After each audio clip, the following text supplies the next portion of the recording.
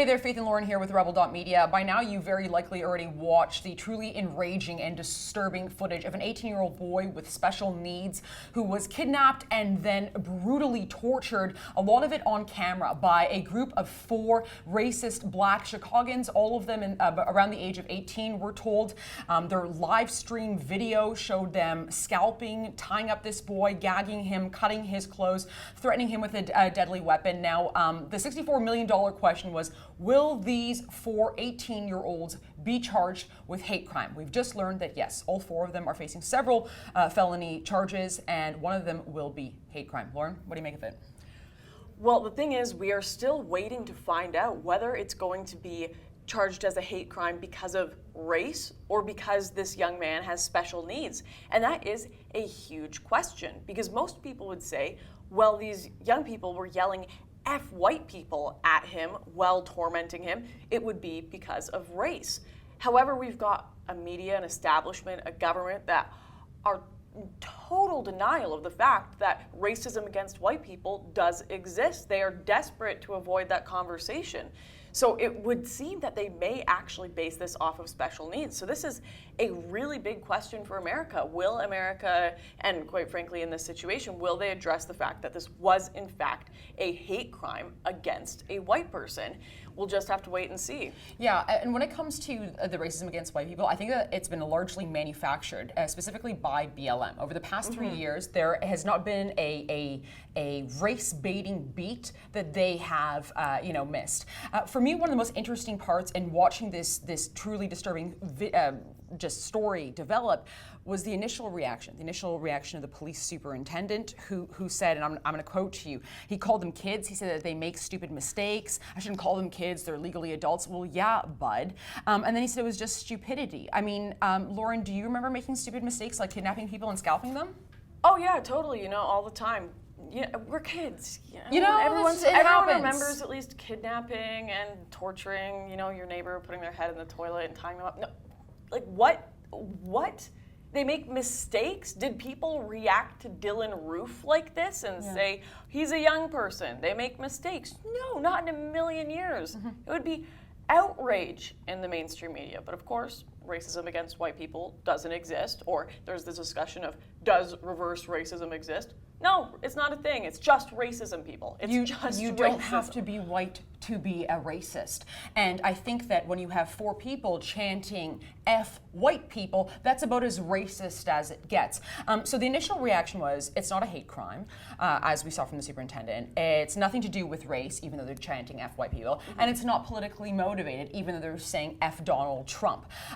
You look at some of the stuff that, part of my worry about this is that it's going to die in the media within the next couple of days. The same way when BLM, protests resulted in, the Dallas shooting that saw officers down. The media just sort of forgot about it. What we've already seen is, Don Lemon have panels where they blamed white supremacists for this.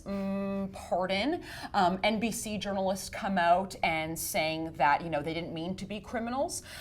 Do you think that the media is ever going to be equipped? This should be a turning point in race relations and the dialogue that we have around it, shouldn't it? Or is it going to happen?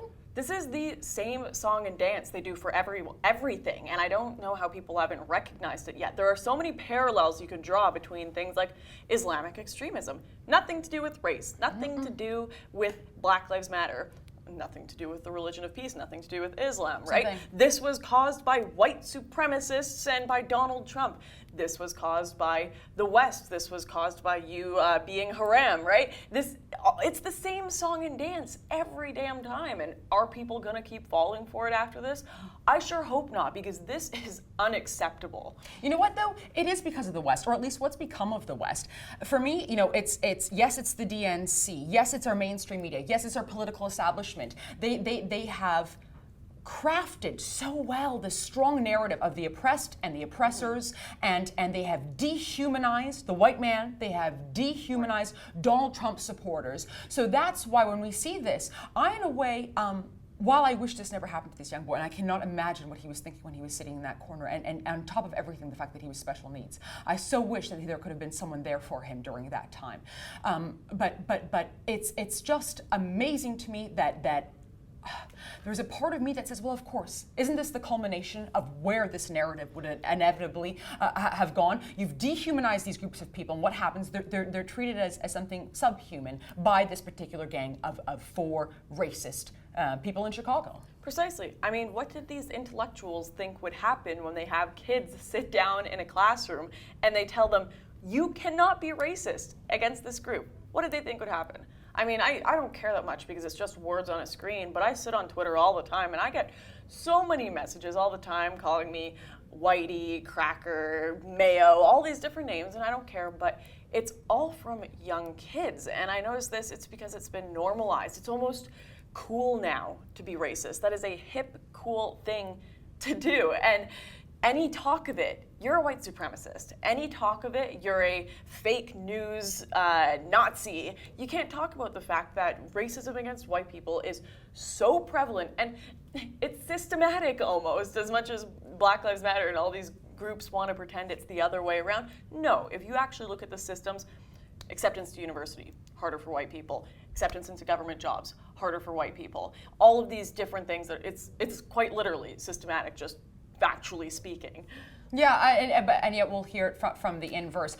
Oh, I will say though, while there is different types of racism that occurs, or at least is allowed to occur against, white people as opposed to black people right now, because we're so vigilant, with the second group as opposed to the first, I don't dare to say that this is your typical racism that you see. This is the most egregious, heinous sort, and I hope it is not for naught. I hope that the torture of this young man is just, I hope it's not just forgotten about. We, as the West, have to have a conversation, and that is that we are raising a generation of children with a narrative that is now pulling us so far apart. When I used to listen to podcasts and the alternative media 5-6 years ago, when a race war is coming, look at where George Soros is funding his money. They want a race narrative happening in America to divide and conquer. It's the oldest trick in the book. I thought, what? We're not living in the 1960s. That's not going to happen.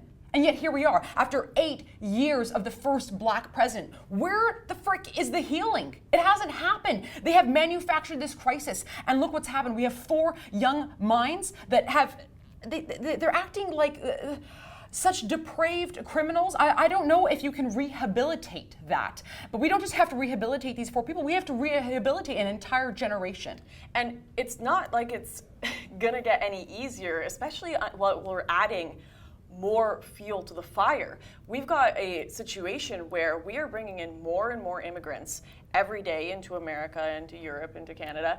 And as that happens, there's no assimilation happening. So not only do you already have the problem of the racial tension being created by sites that are telling people to hate white people, that are being created by white people feeling ignored and shoved off to the side by their politicians and by culture, but also the fact that you now have this cultural aspect where you have different races of people that are totally not assimilating.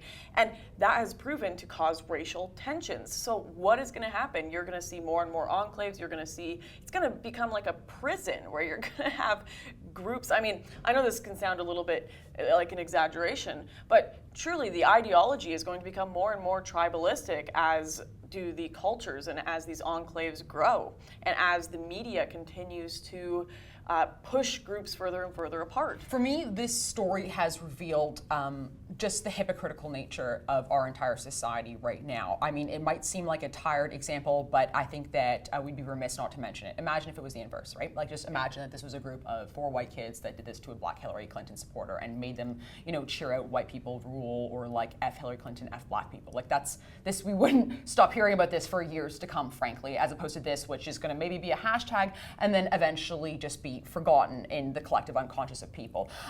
It's shown the fact that we've only focused on one sort of racism when really there are other types of racism as well. It's shown the fact that our authorities, frankly, are out to lunch. And they've become political wings, all of them. All of them now have just become parrots of the isms and the identity politics BS, right? As opposed to actually doing their job, like, investigating. I hope that the courts make it very clear that this hate crime is not just because, although for very real reasons, not just because this young man had special needs. I hope that they make it very clear that the F white people dimension of this video, they saw that just like the rest of us did. And that's part of the reason why these charges are there. Otherwise, it's not just our courts, it's not just our schools, it's not just our mainstream media, it's not just our political system. It's going to be our legal system that has become just a totally political body. And then I don't know where you go from there. Lauren, final thoughts? Well, I think we're starting off the year with a very obvious example of the fact that the media have been lying to us about Trump. They've been lying to us about this election. We were told that this was supposed to start off with tons of hate crimes against minorities. We were told that this year was supposed to be where hate waves of white people being Nazis and white supremacists was supposed to happen. What did we see instead? We saw lies, we saw fake hate crimes, we saw slandering from the media, from individuals, and now we see this, a very real hate crime the other way around against a Trump supporter. And it just goes to show who is the real fake news. Hear, hear. Thanks for chatting with me today. Of course. And thanks for being with us. We appreciate it. Like what you just saw, click below and like this video and subscribe to our YouTube channel.